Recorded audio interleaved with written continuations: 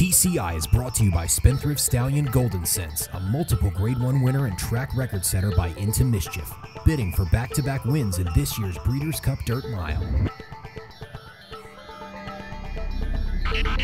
Welcome back to TCI, your inside track to the Breeders' Cup alongside Joel Cunningham. I'm John Siegel. Well, Joel, it looks like we're going to have full fields in almost every division in the Breeders' Cup this year, and you know what that means. There's going to be a lot of long shots. Yeah, absolutely. I mean, anytime, everybody talks about this Breeders' Cup not having a lot of superstar power. I mean, you have shared belief, but, let's look at, horses like Will Take Charge, Palace, Malice, Beholder, and we've seen a lot of attrition this year's Breeders' Cup. The great thing for that is, John, I think it becomes a better betting event, and you've seen that in the pre-entries. We should get full fields of 14 in every race, except maybe a couple like the Fillet Mare Sprint and the Distaff, which are still going to have double-digit fields. So every year we see when you bring the best horse in the world together in full fields, you're going to get some long shots that are going to make an impact in the Breeders' Cup. I think there could be as much parity this year than ever. Well, it's easy to go through there and see who the favorites are. And next week we'll give everybody who we think are going to win the Breeders' Cup races, but this week I really want to talk about long shots and see if you could give some of our viewers some of the bombs, some horses that you think have a good shot of hitting that are double-digit horses. And let's start off with the Turf Sprint. Give me a horse in there that you think will be a double-digit horse. Well, first of all, when you're trying to pick long shots, I think it's very important to identify the horse that's coming into the race the right way and also identify the race shape setting up for the horse. In the Turf Sprint, I'm a little less interested in the race shape. I just think it has to be somebody that is going to handle that down the hill experience and the distance.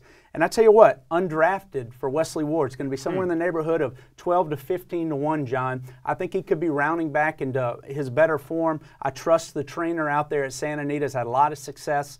I do, even though he's not a specialist down the hill, I think from 6 to 7 furlongs, undrafted is one of the best North American turf sprinters in the country, and I think we're going to see him run big. And that horse is owned by Wes Welker, right? If he ends up winning, everybody will be money everywhere. All right, let's move now then and talk about the Juvenile Fillies turf. Tell me who you think will be a bomb in there. I like Lady Zuzu, and she's going to be 30 to 1. She just broke her maiden. Everybody remembers her as a yearling. She was a Saratoga sales topper. There was a lot of buzz on this filly before she started running, but she had some shin problems in New York this summer. They gave her a little time. She came back and did what she's meant to do. 2-turn mile. She blew them away at Keeneland. Now, that was against maidens, and they're bringing her back in here. She's got to face winners. I get it. She's probably not as good as the Europeans at this point in her career. I think her future's in front of her. However, if you're going to give me 30 to 1 or better on her, and she's going to be totally ignored, I guarantee you this is a filly one day. If she stays together, you're going to look back and say, wow, she was 30-something to 1, 40 to 1 in the Breeders' Cup. I just think she has a ton of natural ability.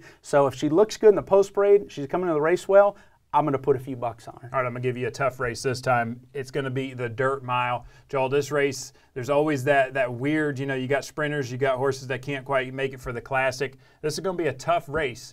Tell me who you think will be a bomb in here. Well, John, it's an in-between race. I mean, let's face it, a lot of times it's Dirt Mile. There's horses that aren't good enough quite to be in the Classic and horses that maybe aren't fast enough to sprint. So you catch the in-betweeners in here for this $1 million purse. What's interesting for me is we've seen long shots run well in this race. I mean, we've seen it with Tapazar. Jerry Hollendorfer's horse winning at Churchill a handful of years ago, just blew up the tote board. I think Golden Ticket, an honest, hard-knocking colt, if he's able to get enough pace, look at what he's done. Look what he did. He ran well last year, so we know he likes a 2-turn mile at Santa Anita. Look what he did at Gulfstream this year when he ran against Palace Malice, running late there. When he got the pace set up, almost upset maybe your best horse at a mile earlier this year in Palace Malice. So I just think at 20 to 1-ish, I think Golden Ticket is an honest enough horse. If they were to melt down up front, if Golden Sense does not run his race, then it opens it up for everybody. Give me Golden Ticket because at least I know that he's honest if Golden Sense doesn't fire. All right, let's move on to another juvenile race. I want you to give me a long shot in the Juvenile Fillies now. Yeah, Juvenile Fillies, I think this is a group that isn't great right now. There's no superstar in this division. I mean, you look at Angela Renee, and, obviously we had the upset winner last time out of the Frizette by the Moon. I mean, there's a lot of talented fillies in here. I don't see a standout filly in here. I wanted to like Conquest Eclipse a little bit in here, but I even think it's such a deep group, the top half dozen in this race, from a talent standpoint, that I'm not willing to take a short price on her. I'm going to actually go with a filly we've talked about quite a bit, and that's Feathered as a long shot. I mean, she could be anywhere from 10 to 15 to 1 in here, totally forgotten. But look at the Frisette, John. Look how awkward that track was that day. It was sloppy. You know, we certainly saw there, I think it's fair to say there was some bias in terms of where you wanted to be. She ran an honest race. I think she got a good education there. I just think here's a filly that should handle 2 turns. I think she has a ton of ability. So I think she has as much ability as the horses are going to be your favorite in here. So why would I take a short price on them when I could get double digits on Feathered? All right, this next race you mentioned, we've lost a lot of good superstar power. This is a race that did as well with Wise Dan. Give me a long shot for the mile. You know, I really like, we talked about last week, obviously he's a course specialist. However, how much competing speed was he going to face? Was Bobby's Kitten going to run in there? Was Day at the Spa going to run in there? Now it looks like Bobby's Kitten could be running the turf sprint. Looks like Day at the Spa's first preference is going to be stretching out in the filly mare turf. Obviously comes in fresh. It looks like they wanted to take that approach this year. He loves Santa Anita.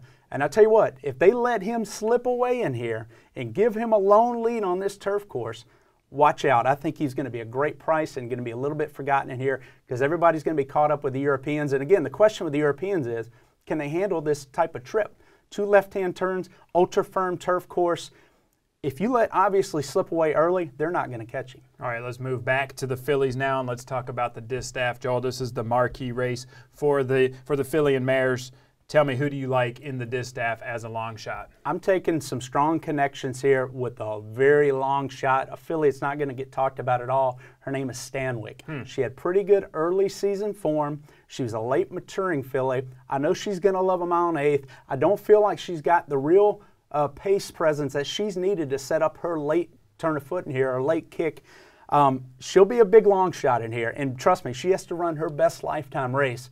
But if they get a little nutty up front and it turns into that type of slingshot race for the closers, I mean, look at the speed in here. You got Tiz Midnight for Baffert probably going to lead. Io Tappa, is she in her best form? She's a speedy filly. She could get caught up in it. Bella Galani has to go the lead if she runs in this race. I think there's going to be enough pace that track's chopped up at the end of the day, and it really sets up. Remember, Untappable is going to be your favorite in here now because Beholder's defective. Untappable did not run well at Santa Anita last year. It took her getting off of Santa Anita to see her best form as a 3-year-old. I just wonder if she's as good there, and if not, it opens it up for anybody with the fast pace. Give me Stanwyck at about 25 to 1. All right, one more race, and of course, it's got to be the Classic. Tell me, who do you like as a long shot in the Classic? Well, I tell you what, John, this might be the longest shot potentially besides Lady Zuzu that we'll be talking about. And I just think Candy Boy all year long has had an opportunity to continue to improve. He runs very honest. I still don't think he's got quite the pace set up that he needs. I still think 1.25 miles is right up his alley. We know his home track is Santa Anita.